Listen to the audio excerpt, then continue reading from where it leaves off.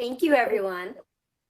It is such a pleasure to have you guys join us today, and we're so excited to have our second Cisco Provider Elevate webinar.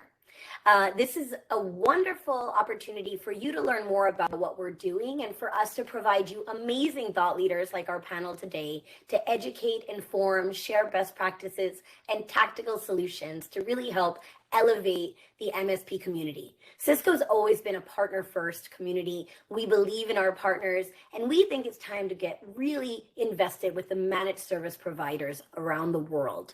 Our goal is to dedicate this community towards you. We want to help you grow. We're going to provide you monthly webinars.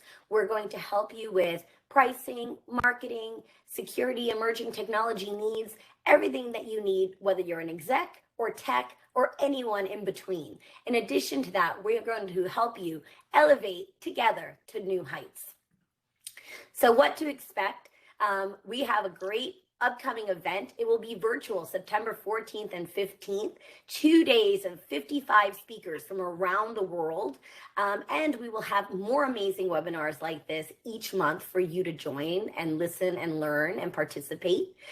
We also will be having a peer advisory council that's growing even bigger. We want to hear from you. What's working, what's not, what can we do better to help you grow and achieve new heights of success?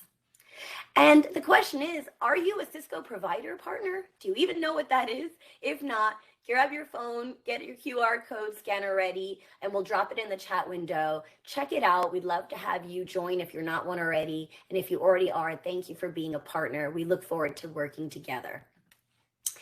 And once again, here's some of those smiling faces. You'll see some of our panelists today here as well. We'll also have happy hour, networking opportunities, and 22 incredible sessions that you don't want to miss. So be sure that you scan the session, register now. In addition, we're going to have a self-assessment that's going to allow you to figure out where you stack rank against your peers and competitors.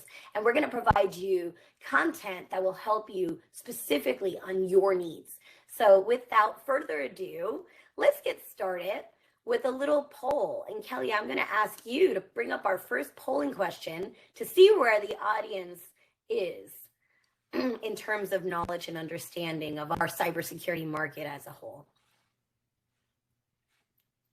And as we start bringing up that poll, the first question is, so to get the poll, if you haven't done so already, you want to go to slido.com and type in this number, 892955. You can also scan the QR code and open the link on your phones if you have a smartphone. So the first question is, 94% of all various forms of malware were delivered by what method? And so we're seeing the answers come in. I don't think our panelists should guess because I feel like it's cheating. You're too smart. But okay, looking around. And by overwhelming success, we'll give you one more minute. Very, very smart. You guys are really good at this. Okay, the number one answer was actually email. So that is correct. So if you guess email, you are absolutely correct. Callie, question number 2, please.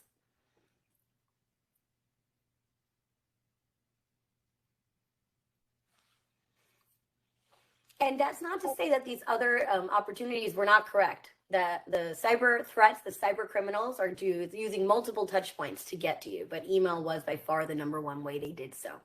True or false? There is no good way to know if hackers have my password. Is that true or false? We're 50-50 right now. Let's see where the tables turn. Okay. Very close.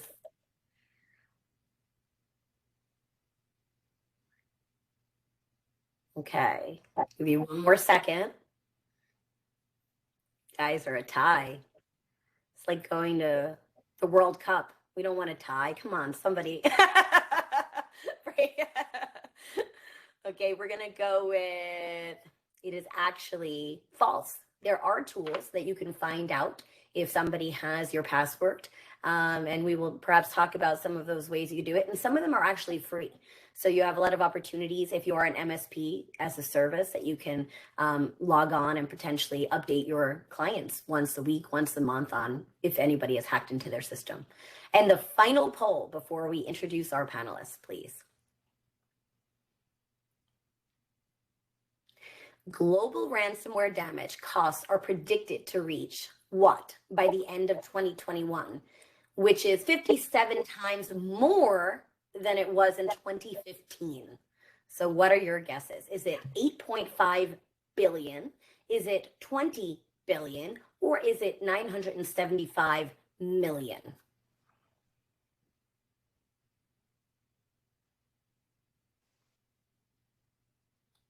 Okay. And without further ado, the correct answer is 20 billion.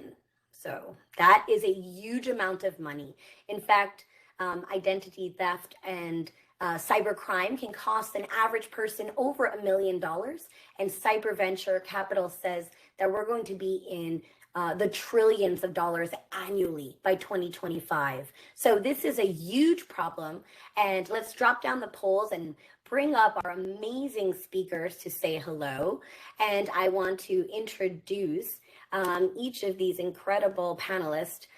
We have so many wonderful speakers today, and I'm going to ask you just introduce yourself for 2 seconds and tell them where you work and your title and why you love cybersecurity. So Joy Beland, I will start with you.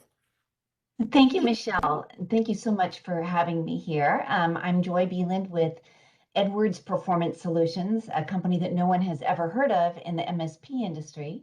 But as many of you know, I had my own MSP for 21 years. I sold that and went to work with Continuum and then ConnectWise.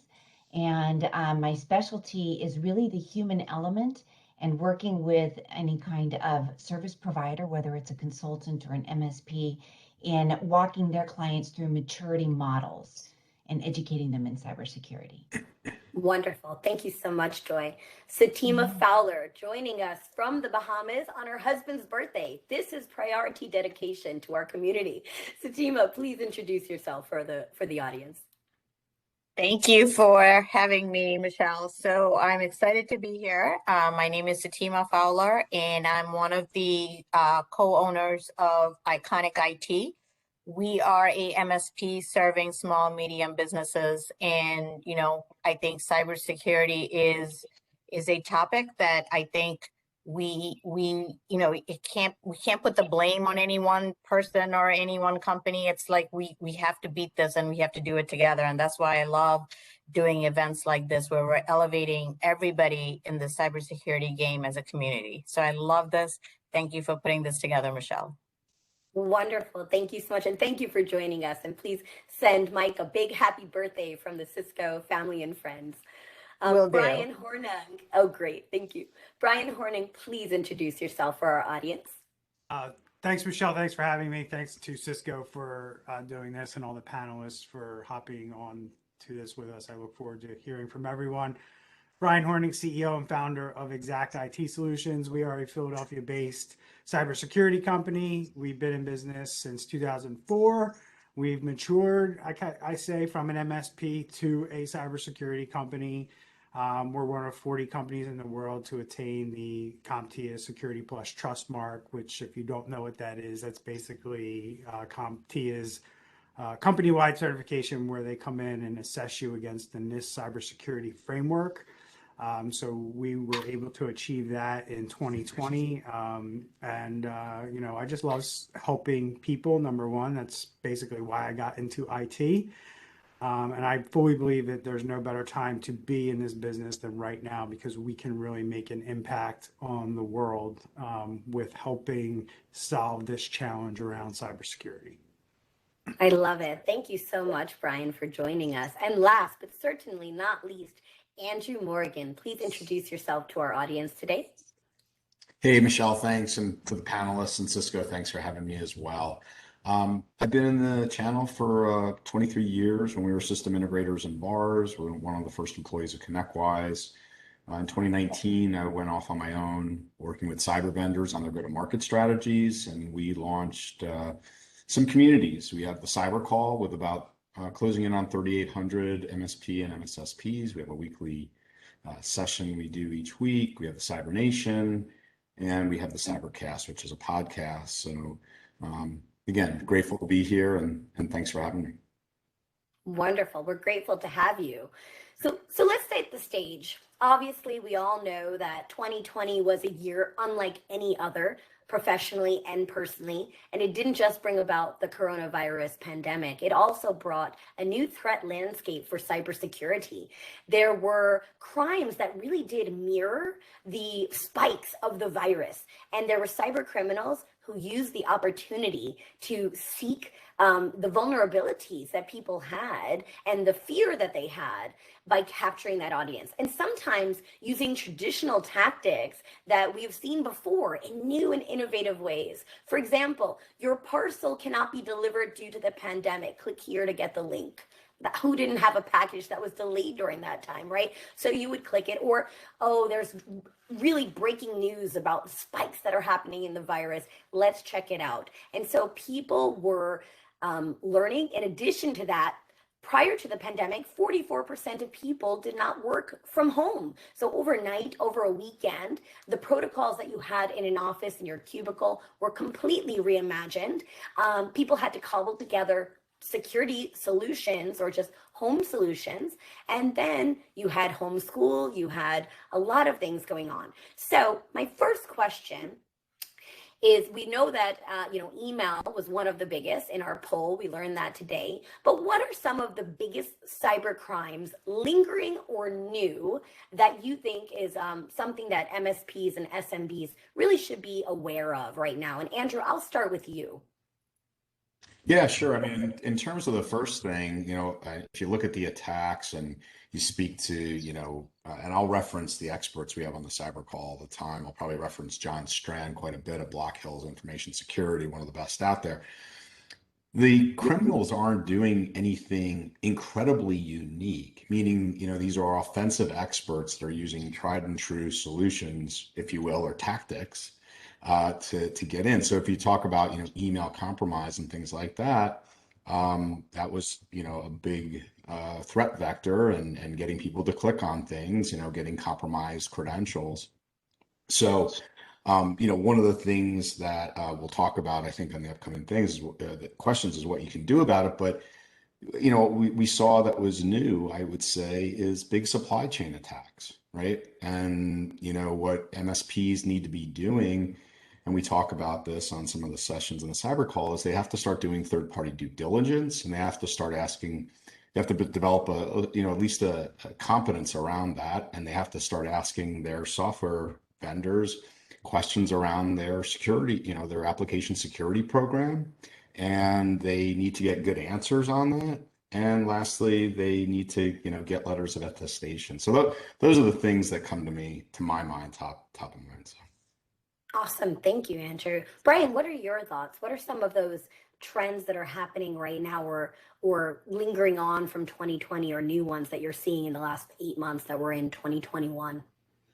Right. So obviously, being that we have a MSP audience, we have to be concerned with the tools that we use, because while that's always been a threat, it's a bigger threat today. I think these cyber criminals are really honing in and focusing in on the MSPs, knowing that they can buffalo jump from our tools to, our clients' networks very easily.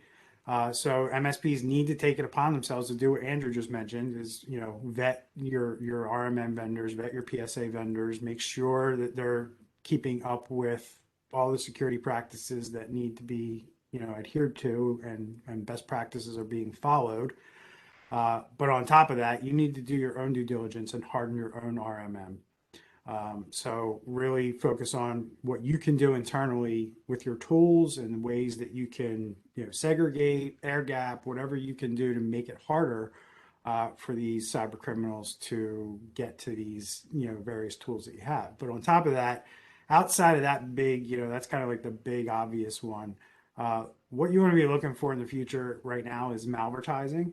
It's one of the ways, one of the vectors that we're seeing attackers use successfully to attack IoT devices and your smart home devices. And I think that that's going to be a big thing that, a lot of people are going to need to be concerned with in the future. And then the other one is deepfakes, is making sure that you are aware that deepfakes are going to be a thing, that your MSP, your technicians could potentially be the victims of a deepfake where they try to pretend to be your company and call your customers and act like they need to remote in or something like that. So these are things down the road that we're going to have to pay attention to and be aware of and train people on that these are threats. Great. No, that's really helpful. And you touched upon something, and I do have a question for later, but I do want to bring up for anyone who doesn't know what a deep fake is. You might have seen one of our presidents or a celebrity put together in a monologue where they're singing a song that they never sang, and it sounds just like them. And there was a story that I heard just the other day at CompTIA's session that a criminal went in, spliced together a bunch of videos and audio from a particular CEO that had a very heavy accent and called their CFO requesting money be transferred. And it sounded just like them. And the money actually was transferred. And they were able to pass some of the two-factor authentication, everything. So things like this, very important, very critical, very timely. It sounds almost futuristic, but they're happening now. So thank you for sharing light on that. Joy, what are your thoughts as well? I would say coming out of the pandemic with the remote hybrid environments that we're seeing now, I think that there's an opportunity for us to really change the conversation instead of the fear and the statistics and trying to get everybody trained and educated. I think the biggest opportunity is to create curiosity.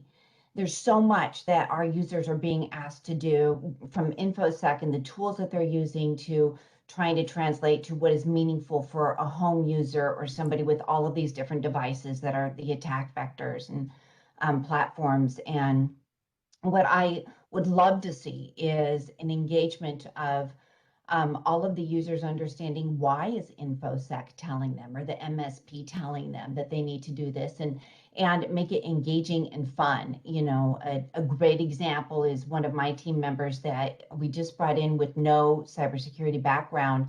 I was like, let's sit down and walk through what OSINT is and see what you can discover online free about yourself, about other people. And the more that she learns, the more that she wants to be able to use that as an opportunity to change what she's putting out there and what she's learning. And everybody has an opportunity to change their behavior, but nobody wants to anymore.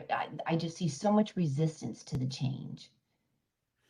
That's a great point, Joy. And I want to double click on that, right? So bringing in somebody who's not a cybersecurity expert and asking them to learn and then communicate, because a lot of SMBs, most of the people that MSPs in our world support are small to medium business owners, and security is not their forte, right? It's not their expertise. They want to focus on what they love. They pay a lot of money for technology solutions, and then they have to be responsible to complete all of these alphabet soup of regulations, and then they think they're done because it's like that bare foundation. But as the cybersecurity crimes increase in complexity and risk, their needs increase as well, right? So I think that's really helpful to have somebody who doesn't have experience to be able to learn and communicate it in layman's terms, if you will, for the rest of us who aren't cybersecurity experts like all of you.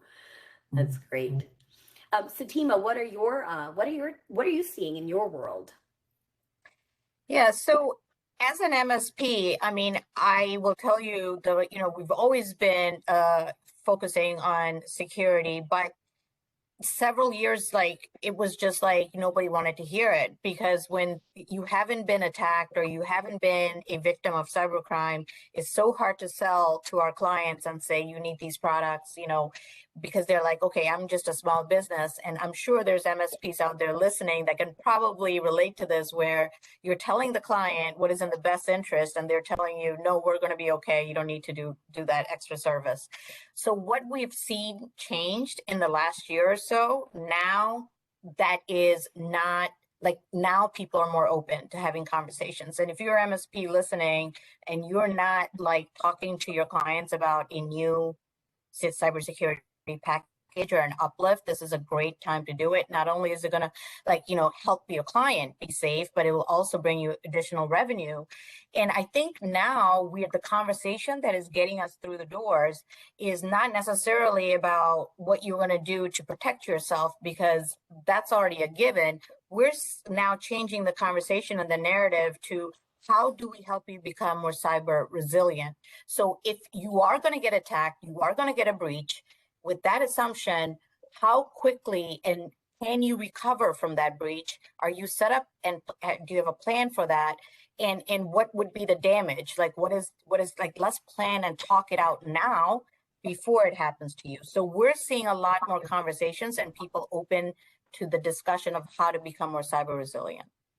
Oh, I love that so much. And I think it is obviously so timely now more than ever before. Everybody has this fear. They don't want to be breached. They don't want to be hacked. They don't want to be on the front page of the newspaper. And we've seen big companies in our community that have been. So even the best in class are being targeted and attacked in many ways. So how can they protect themselves? And so we're looking at a new world, right? And I say the genie's not going back in the lamp. When I say that statistic that prior to COVID, 44% of employers did not allow their employees to work from home, but overnight that changed. And we didn't know for how long. So in the beginning, it was just getting them devices. It was getting them ready for, individual assessments on their own security systems. But over time, when it turned from March to April to May and on, and now 18 months in, MSPs have been on the front lines. Many of them were essential workers to keep these businesses up and running and secure and protected.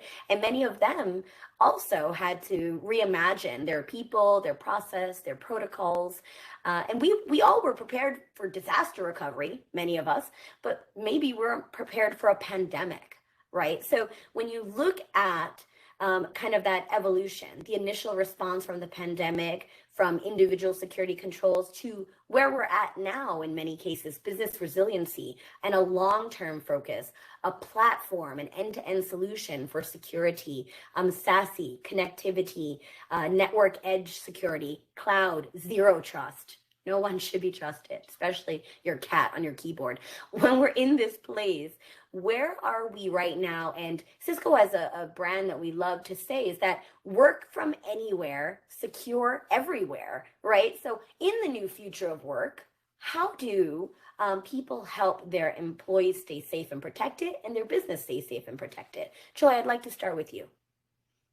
Well, zero trust is great, but you simply can't use devices and technology to control the behavior of your users everywhere they go. It's a great way to start, though. Taking away, working on the low-hanging fruit, and then having the conversation around in your daily role and outside of the work environment. What are the things that you are watching for that I think that the biggest thing is give them permission to pause, maybe to say no to an urgent request, so that they have all the information they need to make informed decisions. And that is inside and outside of the office, just in every interaction they have with the digital world. Think about what they're doing and teach them about the repercussions and give them curiosity in it. That's very, very well said. Andrew, what are your thoughts? Look, I think the number one thing companies can do and us as SMBs can do is, again, look for low-hanging fruit to help. And I would say the number one thing that we can do for our employees, which you'll probably get some pushback on, by the way, I'll put up front, is complex passwords, 12 to 15 characters. And you combine that and teach them about passphrases, not just passwords. And you combine that with MFA, and I think you make a solid dent in the ways in which the bad guys are getting in. I mean, look at the poll, right? You said it up front. The first poll, how do people get in? Well, it's through phishing, right? So if you think about, a sophisticated group that's attacking, they're going to spear phish, they're going to gain credentials and access without even getting into the network, and then they're going to pivot, and move laterally in the environment. So, although like I said, you'll probably get some pushback in the organization, if you can implement that one thing along, like I said, complex passwords, passphrases, along with MFA, I think you're going to be pretty solid. So Awesome. Yeah, that's a great. And I have to, after being in technology channel for almost 18 years, I think I'm out of passwords. So I'm going to need your guidance on how to create new ones. I don't have any other children, pets, or friends to name. Bryan, what are your thoughts? I agree with both what Joy and Andrew said, and at the end of the day, the way I look at it is this is where a MSP can really differentiate themselves from other MSPs, and looking for these opportunities to sit down and become that trusted partner with your clients by open up the conversation around policies, right? Because that's what they both mentioned, is helping them construct and implement the policies that their employees will need to follow. Along with the policies, you should be introducing things like security and awareness training, and you should have a basic, like base level stack of services that you provide around cybersecurity that every client gets. And if you do these things, you're going to be ahead of the pack when it comes to other MSPs. And when you come into a prospect and you say things like this, we're going to help you, train your staff. We're going to help you develop policies, and we're going to implement them for you and make sure that, your employees are following them. And we have tools where we can track this stuff to make sure that they're doing it and they're following it.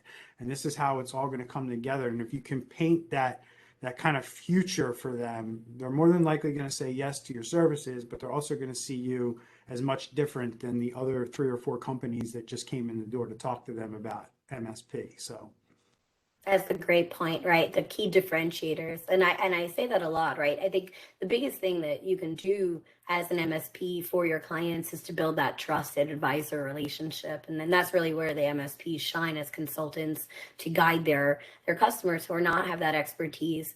And that's a great key differentiator, Bryan. I think that's really important. Sitima, what are you advising your customers and clients as they go through the new future of work? Yeah, so I think this is absolutely a really noble profession as an MSP right now, because I mean, helping our small business clients be safe is so needed right now, and such a good place to be for us in this business. I think the biggest thing that I want to say is that there are tools, just like you brought up Zero Trust, and kind of helping our clients and change the narrative to, it used to be just the IT department was in charge of your security, but now it's a joint. I mean, the owner, the employees, they are part of the whole cyber. Everybody has to work together to keep that company safe. And I think, things like single sign-on, which is basically figuring out what each employee needs to do their job, and only making those applications available to them. And they only have to sign in once, because people remembering all these passwords is getting crazy too, because now people are using the same password over and over because they're having the same issue you have. You've run out of kids. I saw in the comments somebody said your solution is to have more kids. But I think just signing in once and having access to everything you have, and then using a product like Duo, which we love, and getting authenticating who you really are, who you say you really are. The device is also authenticated. Now you have all the access, because we don't want to hamper with productivity. We don't want to tighten down security so much that the employee isn't able to do their job and be productive. So I think some of these tools out there, the conversation you should be having is, how can we keep security and productivity at the same time? And some of the tools like, single sign-on, Duo, Zero Trust environment, and creating it from scratch. Like when the pandemic happened, I think people were bolting on solutions, right? Like, oh my gosh, now we have to buy this product and bolt it onto our network. But if you were to kind of step back and say, the digital transformation is here, we're already in that era. It was expedited by the pandemic. I don't think everybody was thinking that we're going to be working in this hybrid mode so fast, but we are. And so if we were to design a network now, what would it look like? And I think putting some of those things in place, like single sign-on, and building everything on that zero trust environment and architecting the network in that way is what the conversation you should be having with the client. Absolutely. Very well said. Thank you so much. So I would be remiss not to bring up what Cybercrime Magazine is saying is the fastest growing crime around, which is ransomware. In fact, every 14 seconds around the world, a business is impacted by a ransomware attack by a cyber criminal. And as ransomware attacks have evolved, the business risks have gotten dramatically worse as well. So we're in this precarious situation where we're actually seeing what they call big game hunting, where they're specifically targeting people, companies, leaders around the world to get into their systems and to bribe them for money. And you are in a very precarious situation on many levels, especially if you're, for example, in the healthcare industry, because once something like this happens, your whole network is locked down. You can't log in. You can't find critical patient data. You can't look at the scheduling of surgeries. This really could be life or death. In addition to breaking all of the HIPAA compliance and regulations around the world that exist, and not just in the healthcare industry, but in every industry. So when we look at this, you also can look at what they're calling data exfiltration, where they're coming in on programs that you already use today, and they're kind of coming under the radar. And even when they're doing these penetration tests, they're not being found because these are things that you use daily. So how do you find them? How do you get rid of them? And do you make a deal with the terrorist? Do you pay the ransomware? And is there any guarantee that you will get your data? Because we believe that may not be the case. So I'd like to start with you, Andrew, on this one. So sorry, is the question on, forgive me, Michelle, what specifically the question here? Yeah, well, how can you detect and prevent ransomware or data exfiltration, and how can and what is the guidance that you have for a company that is being bribed into this ransom that they have to pay, or their data will be dissolved or publicly released? What is your guidance? Yeah, so gosh, we could spend the rest of the show on this one topic, but a few quick points. One is, we know all controls are going to fail at some point. Not to be doom and gloom, but they will. I mean, the people are going to bypass your controls. So what things can you put in place? Like, we don't talk a lot about deception. And there are things like, honey docs, and, a lot, there's talk about honeypots, but there's deception techniques. I think they're critical. You got to set bait for the bad guys so that when they're in your environment, you get clues. In terms of recommendations, you led off by talking about ransomware, and I think it's really critical to understand there are rapid changes going on in the cyber insurance world as a result. There's huge losses to these carriers, and as a result, for the first time, we had Justin Reimuth on, who's written 1,800 policies for MSPs and thousands of small businesses. It's the first time ever he's been capped. So your security recommendations, and again, he talks about this a lot because unfortunately he gets called into a lot of legal cases where the prosecutors are on one side, MSPs are on the other, and the prosecutors ask, how did you come up with those recommendations? And we're probably one of the only fields right now that has the importance we do without regulation. So if you're a doctor, right, the AMA says, well, what protocol, what standard do you use? Well, they'll reference the protocol and standard they use. In our world, if you're not referencing a framework, I think you're in trouble, especially in the court of law. So you got to start with a framework. And then lastly, if you look at where cyber insurance is going, and you look at the cyber insurance renewals and the questionnaires that are coming in, they're getting incredibly onerous, and they'll typically align right now at bare minimum to like a CIS controls IG level 1, but you're even seeing things like, logging, privileged access management, et cetera, et cetera. But MFA everywhere. So that's a kudo again to Duo, but you're going to see things like EDR, et cetera. And so again, it's got to be toward a framework, and you've got to be defensible. So that's what I have to say. Wonderful. Yeah. Joy, I saw you nodding your head, so I'll ask you next. What are your thoughts? I have such strong feelings about this. You know, when I was an MSP selling cybersecurity, one of the things that was so hard for me was digesting the amount of small business owners that are willing to accept or transfer risk. And the attitude was, well, I'll just pay the ransom. What is it, like $15,000? Or I'll just buy the insurance policy. And the thinking behind it actually has finally, I'm seeing now, like if anybody didn't expect for insurance policy coverage to double, triple, quadruple, get way more expensive than simply having from the start invested in good cyber posture and moving along on a roadmap to continually improve that posture for the business, I'd be shocked. You know, it's like I was waiting for the shoe to drop on the insurance industry and have them say, oh, we can no longer afford to just cover everybody with nothing in place, right? So there's that part of it. And then the other part for the risk transference and them thinking, oh, I'm just going to go ahead and pay the ransom if all of our data is encrypted. I actually think that it was necessary and important for them to start doing the exfiltration and have the bad guys have that as a backup, because it takes away the argument of the business owner to say, oh, I'll just pay the ransom and think that they won't have any repercussion or fallout from that.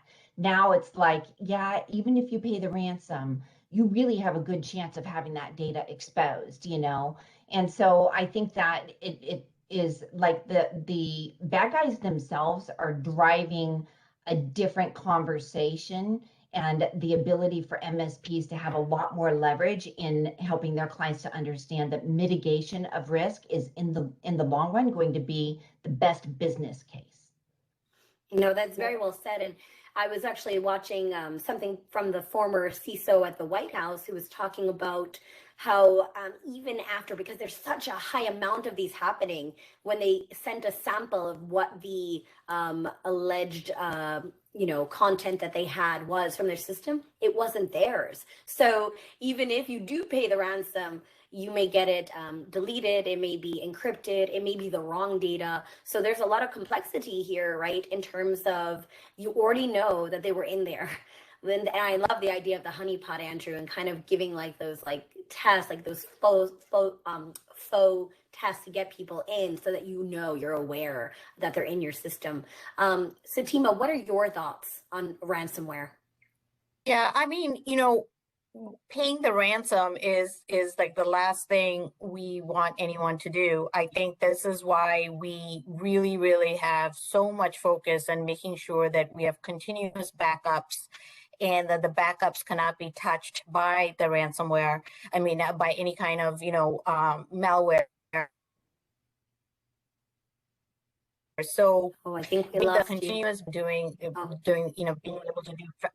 being able to fast restore, I think that's why making sure the backups and disaster recovery system are robust and that, that's happening in case somebody does have a breach.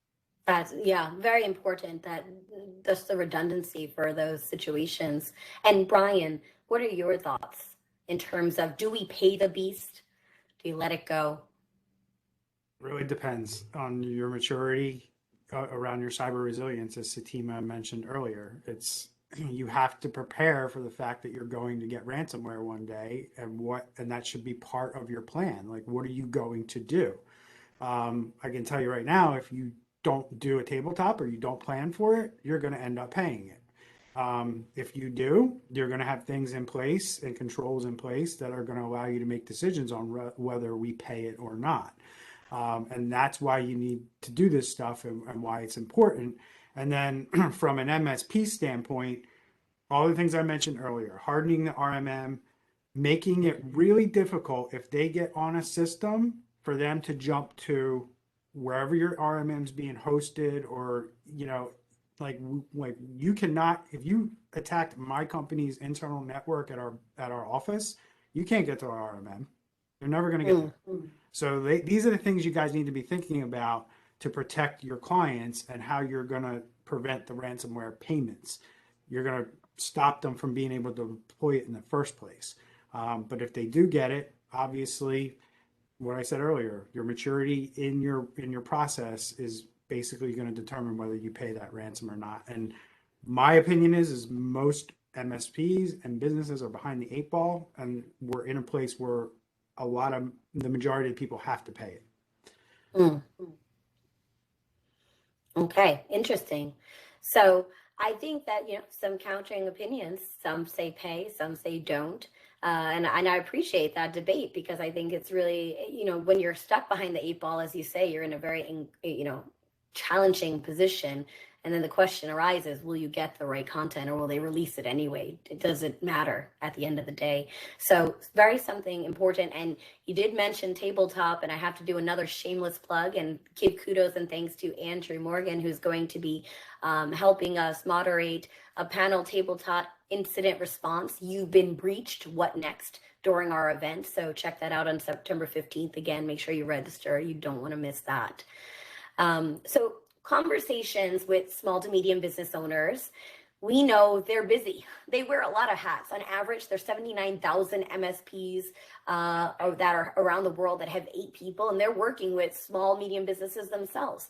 And the struggles of wearing, today I'm CEO and tomorrow I'm marketing, and the next day I'm going to be doing this. I have complexity, I have customer experience, I have to do research and development, I have to create a product or solution that my customers love, and I have only limited budget, time, and resources to do all those things. So security, which maybe wasn't such a priority a few years ago, is top of mind.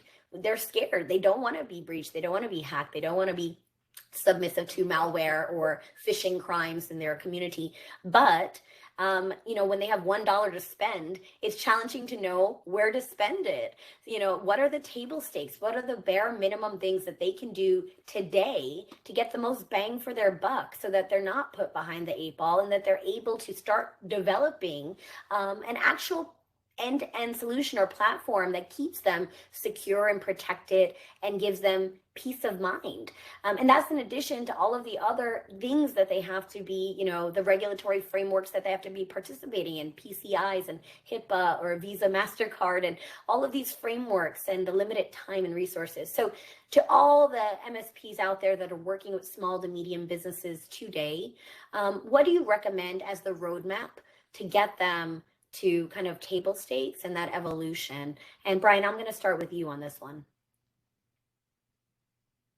So thank you. And the thing that I would say is that your MSP needs to, whatever you want to call it, you need to be doing regular reviews and sitting down with your client, and not only building that relationship and that trust, but having the conversation around who's going to own the risk for a particular situation that they might be in. So do your risk analysis, present them with the findings, and then sit down with them and have that discussion around, if we don't do anything here, who's going to own this risk? Now, as the MSP, you want to make sure that you don't own that risk. You want to make sure your client fully understands that I've made a recommendation to you, you've turned it down, now you own the risk.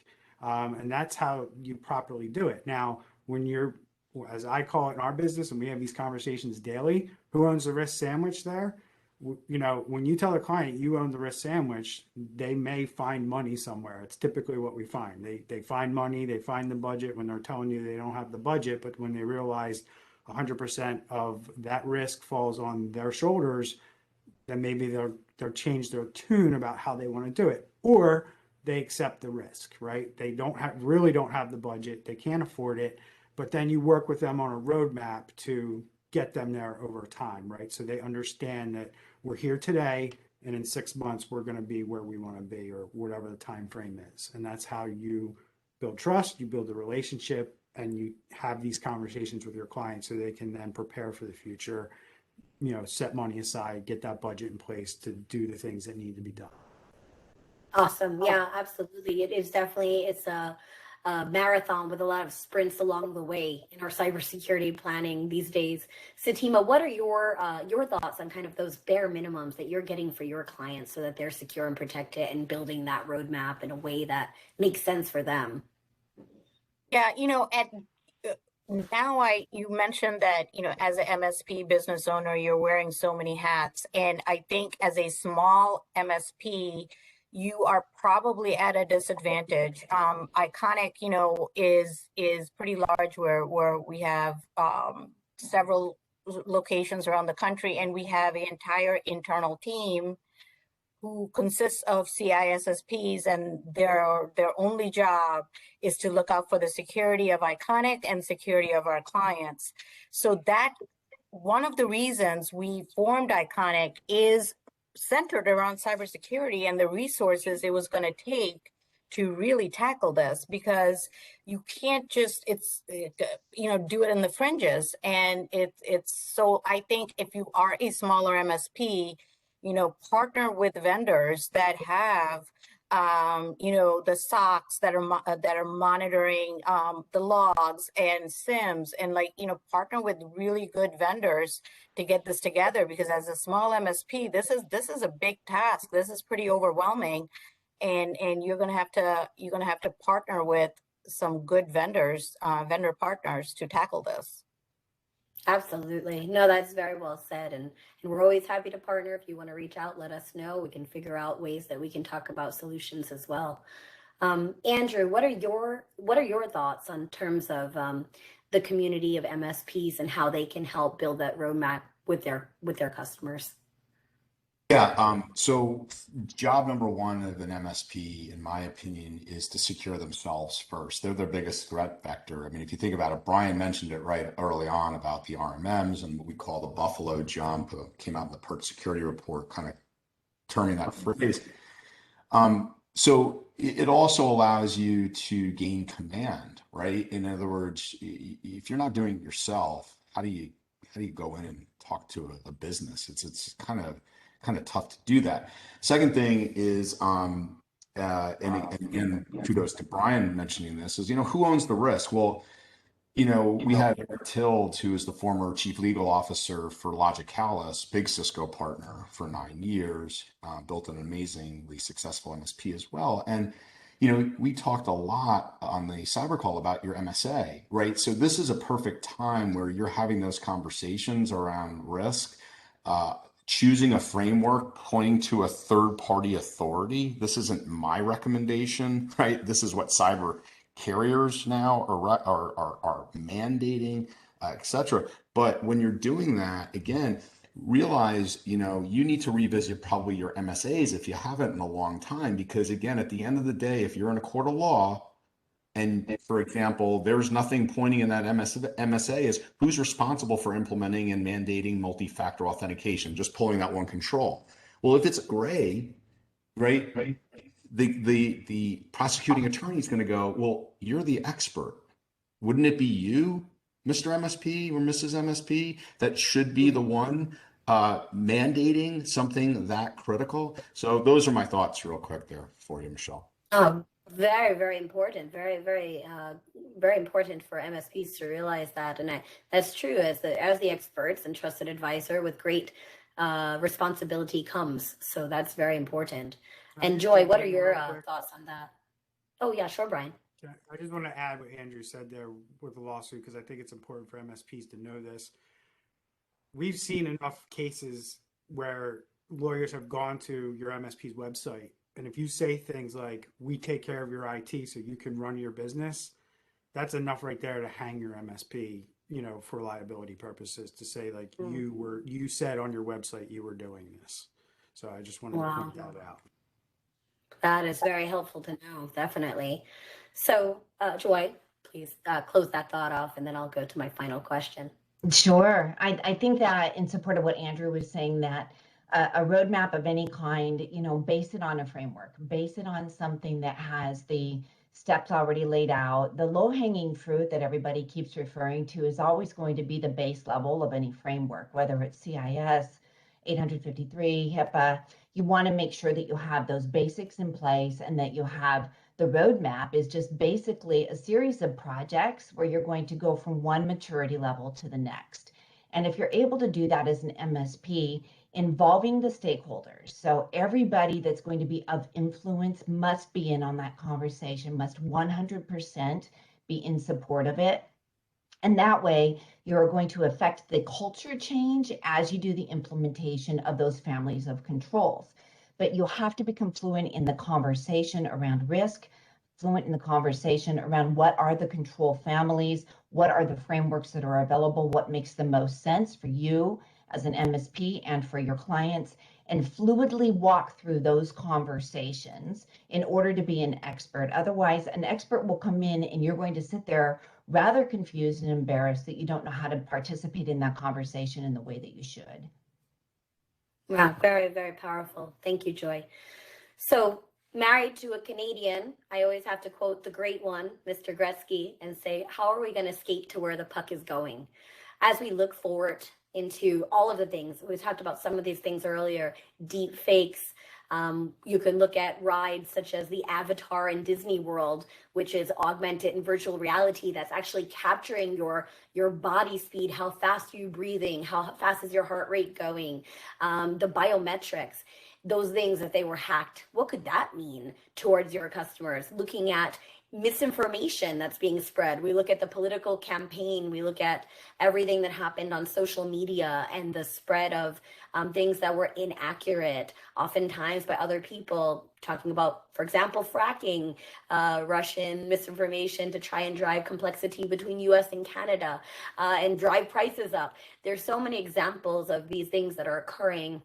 And if we look at what could be the black swan, so for example, a bank is hacked and people get scared. As we rush towards contactless communication, call volumes go up. That happened a lot during the travel and leisure when the COVID pandemic happened. So, if things are occurring that are going to spike call volumes and spike panic, again, that panic, which is key that cyber criminals are preying upon, knowing how they can share misinformation, how they can thread on our weakness and our concerns, and they can be omnipresent, because every company is now a technology company. Every vertical now has technology incorporated in it, and can cause a lot of panic and concern. I think about that scene in It's a Wonderful Life where George Bailey has all the people rushing to the bank because they're terrified they're going to lose all their money. So what are your fears? If you could hold your crystal ball and look at all of these things that could be hacked, that are happening, that could be occurring in the future, what would you predict is the biggest thing that cyber criminals are going to do next? And I'm going to start with Sitima on this. So what the cyber criminals are going to do next? Is that what you're asking? Yes, I want your crystal ball predictions. Well, I'll go with what Bryan said earlier. I think the IoT of things, like for me, I got new washer dryer, and the first thing they wanted me to do was register it for some online, updates to the software. So everything is software controlled. And so everything is like a pathway, into the internet. So if things are on the internet, bad stuff can come in. And so I think that I'm going to go with what Bryan said. That's, the threat landscape is even bigger now. And there's more for people to go after.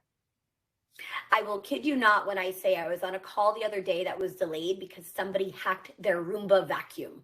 So that is a real thing. It is happening. They work in the technology channel ecosystem. I just hoped it would come to my house and clean it instead. That didn't happen, unfortunately.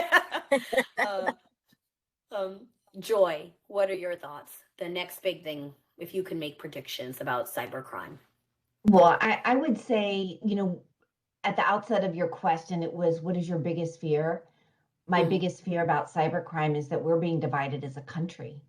I'm very patriotic, and we are not acknowledging the common enemy here and pulling, we need to get our shit together. We really do. And it's such an opportunity for us to have one voice in one area that's going to serve everybody. We need to do that. Very powerful. Thank you. I agree completely. We're more alike than we're different, and we need to come together. That's very, very powerful. Bryan, what are your thoughts, your fears, or your cyber criminal predictions?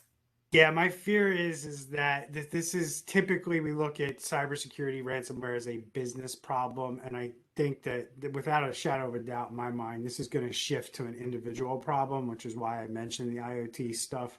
People are going to go to their front door one day and their door's not going to unlock, and then they're going to find out that an attacker now has control of their house, and they're going to have to pay a ransom to get back in their house or to turn their lights on or to use their devices in their home is going to be a thing. I always think of Peter Drucker, who always said the one thing about technology that they're going to write about in 100 years or 200 years is not that we made all these great innovations, is that it shined a microscope on the fact that people have to take personal responsibility. And that's what this boils down to, is that my biggest fear is that people are apathetic and don't do anything, and they don't take this as a serious risk. I use a lot of, on my YouTube channel, I use a lot of analogies around how the car has come from where it was in the 1900s to what it is today, right? They didn't even build seatbelts in cars before. So now, we're going to experience that in this industry. The equivalent to airbags and seatbelts are going to be things that are going to happen in the future around cybersecurity. But for the next 20 years, it's on us. It's on every human being to make sure that we're doing what we need to do. And professionals like us getting the word out that here's what you need to do, people. So apathy is probably my biggest fear from the non-criminal side of it, is that people just won't do anything. Very, very powerful, Bryan. And I didn't even think about the idea of somebody locking down your house. Everything in our house is a smart device right now. So that is a really powerful thought. And I see a lot of the questions have been answered in the chat window as well. So thank you, panelists, for taking that initiative. And Andrew, I'll turn to you for your final closing remarks on the biggest fears or the biggest predictions that cyber criminals or we as a society should be prepared for in the future.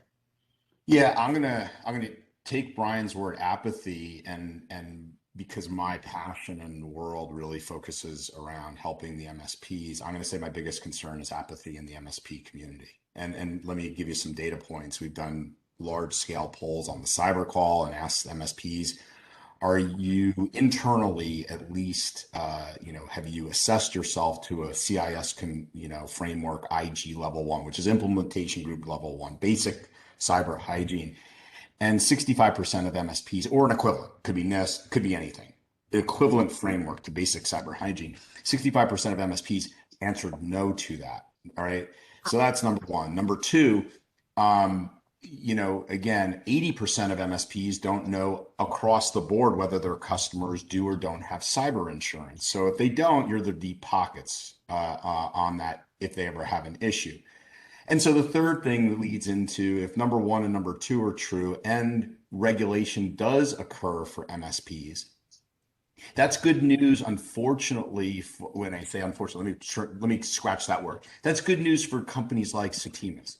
They are well ahead of, a lot of organizations, and you have, like any changing thing that we've seen in the last, again, 20 years I've been in this, you see the top 10%, somewhere between 5 and 10% of MSPs break out and, really start to separate. And you're seeing that right now more than ever in terms of what they can charge, in terms of the command they have. And so that's my biggest fear, is that, for example, if regulation is, just mandated, right? I'm not saying it is going to be, but let's just say tomorrow Biden says, and CISA says, hey, you know what? Guess what? There's mandated regulation now for MSPs. Well, if you think your cost of sale are expensive now, wait until that goes into place. So I would say get going, start working on your own internal security, start figuring out, whether your customers have cyber, start doing a lot of the things that these great experts have shared with you today. Wonderful. Thank you so much, Andrew, Bryan, Sitima, Joy, for sharing your time, your expertise, your guidance and wisdom with our audience today. We appreciate it. We want to keep everyone safe, secure, and protected. You've given us so many gems of wisdom, so we'll be sure to share the recording. And for all of our listeners, please come back and join us September 14th and 15th, 11 a.m. to 6 p.m. Eastern. 55 thought leaders from around the world, 22 sessions, incredible content to help you and your companies grow. We love to connect, network, and get to know each other better. So have a great day, and we'll all keep safe, secure, and protected. Take care.